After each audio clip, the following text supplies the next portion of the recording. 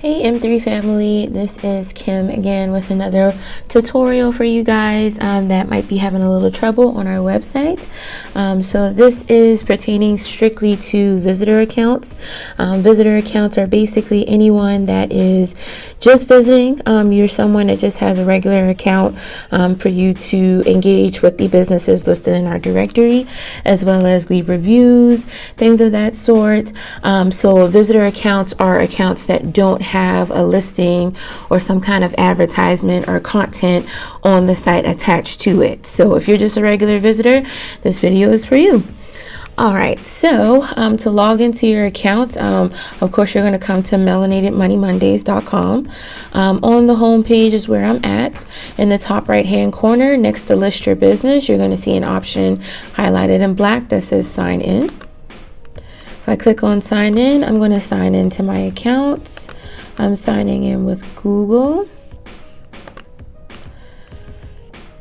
And once I've signed in, then you'll see in the top right hand corner, my name is showing at the top, indicating that I am logged in. So just to kind of walk you guys through some of the different features available to you guys in your account. When you're logged in, basically you can click on your name in the top right hand corner, and it's going to give you a white drop down box, and it's going to give you a few options.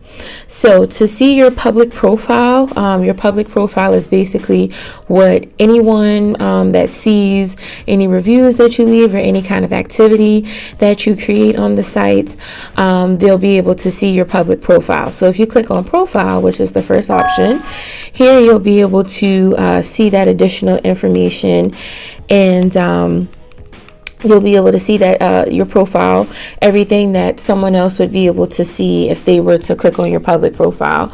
So you can edit this information, add a photo. Here is where you'll see all of your recent activity. So anything that you've done, any messages that you've sent to businesses, any reviews that you've left, things of that nature, all of that information will be present here.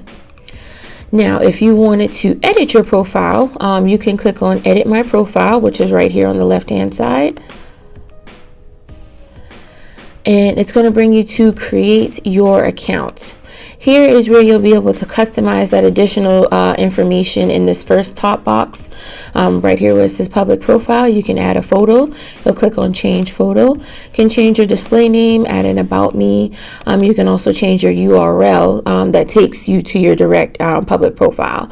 And it shows you what your custom URL is here. Now, if I scroll down a little bit, it's going to allow me to be able to add additional information. You don't have to add this information in. If you wanted to, you can. When we scroll down a little bit more, you'll see under settings, check your preferences. If you add this information and then check off publish my contact information, people will be able to see all of this information here and be able to contact you. So you can certainly add it if you like. You don't have to. But if you do and you don't want people to see your information, you're just going to want to make sure that this box is unchecked in your account. But if you do want people to see your information, then you'll want to check this box and click on save changes for that information to be visible for people when they come to your public profile.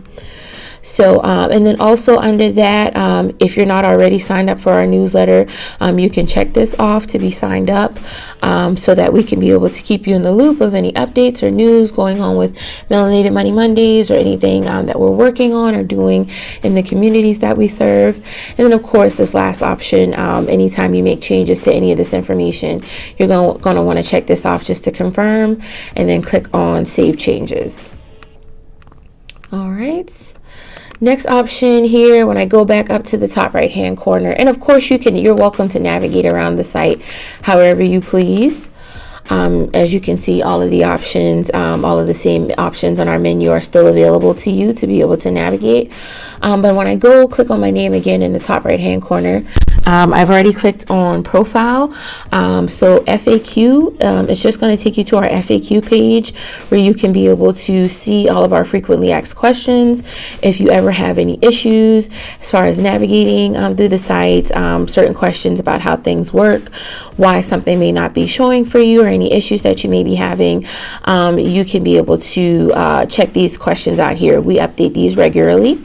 If you ever don't see a question or an answer to something, you can always click on did not find your answer, contact us. And it's going to bring you to our contact page where you can leave us a message just with your information, any particular question that you have. And then, of course, we'll reply back to you at our earliest convenience with that information. All right.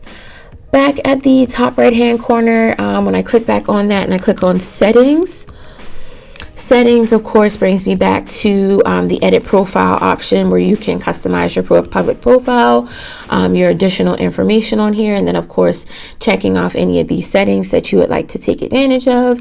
And then of course, anytime you come to this page, if you want any of the changes that you've made to go into effect, you're going to want to make sure you click on this last option and click on save changes. Always remember to click on save changes. All right.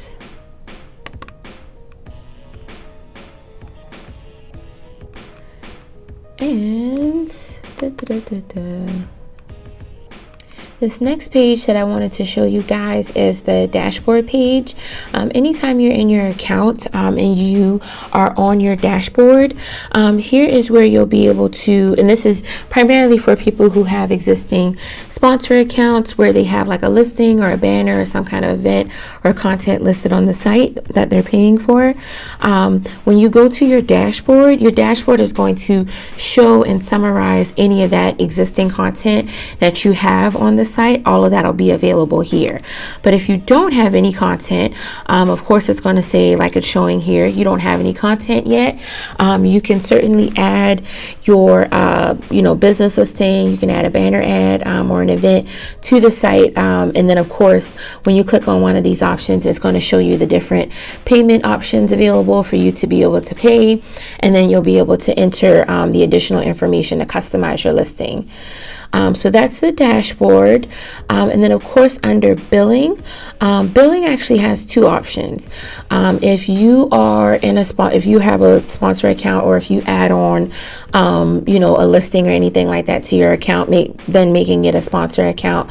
Of course, if you are ever having issues with, I didn't get a link to pay, or I'm trying to make a payment on this, blah, blah, blah. You can go to billing, and when you click on billing, it's going to give you a drop down.